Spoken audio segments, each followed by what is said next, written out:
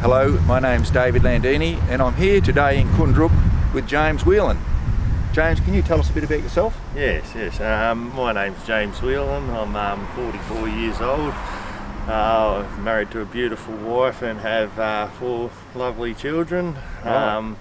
I own a dairy farm just on the outskirts of Koondrook. I was a dairy farm, but due to the water problems we are having, I had to change my farming practices to a beef operation now. Right. Yep. Yes, and during the we are a third generation farm. I'm hoping that Really?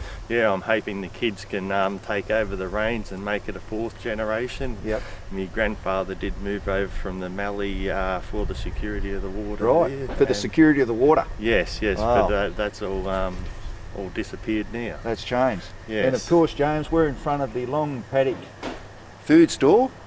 And James, can you tell us a bit about the Long Paddock Cafe? Yes. Well, during some of the hard times, me and my wife had the opportunity to supplement our income, and we purchased Long Paddock Food Store.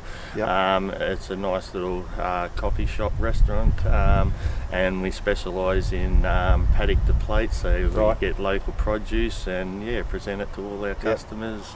Yes. That's great. And my wife and I have been to the Long Paddock, we call it the Long Paddock Cafe, and we would both thoroughly recommend that. It's a great meal, and I think you would agree with that too, James. Yes, I would. Yeah. Kylie's a wonderful cook. Yes, that's right.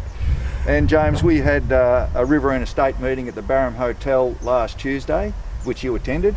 What were your thoughts on that, James? Yeah, so it was a very interesting meeting. Yep. Had lots of information. I believe there's a great need for that, for the push for a new state. Right.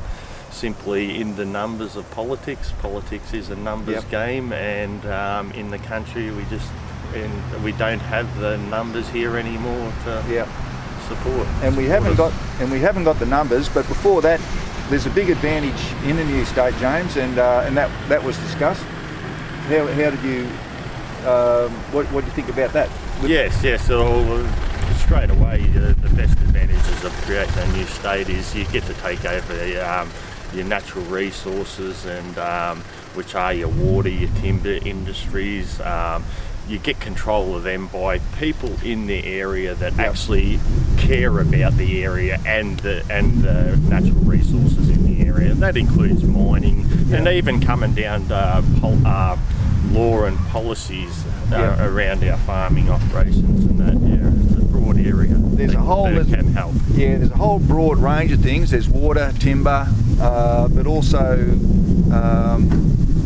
policies and management that's allowed or not allowed at state level that would be made in a Riverina state, which I'm sure would be a lot different to the rules and regulations that are made in New South Wales.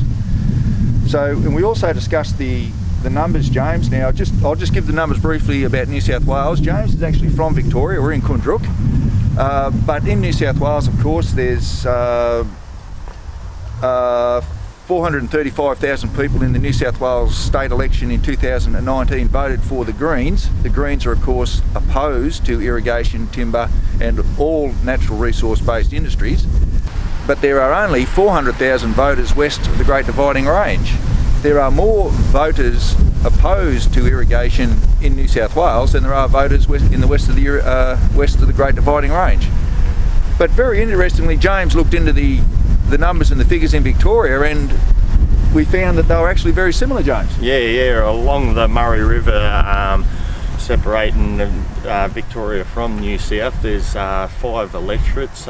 In those 5 electorates, there's roughly 200,000 200,000 voters total. Yes, and in Victoria there is 376,000 green votes. So straight away we're behind the 8 ball straight away in Victoria yes, as well. Yes, yeah. Yeah, and it's not that James and I like to pick on the Greens, it's just that the Greens are officially opposed to irrigation, timber and all natural resource based industries. So that was something that was very interesting, and James at the meeting actually brought up another suggestion which is extremely interesting, James. Yes, I believe it would be a great opportunity for Northern Victoria moving forwards to look at joining the Riverina State. Right. We all have the same problems happening in our areas, and yeah, I believe it would be a great advantage participating in it and being a part of it. And that Riverina State, if it included Northern Victoria, which is the vast bulk of the irrigation areas of both sides of the border at this stage, would be within the one state. And James and I, we're very confident that things would be managed a lot differently and certainly a lot better. Definitely. That would be definite, Yeah, James? yeah, definitely. Absolutely would be definitely better.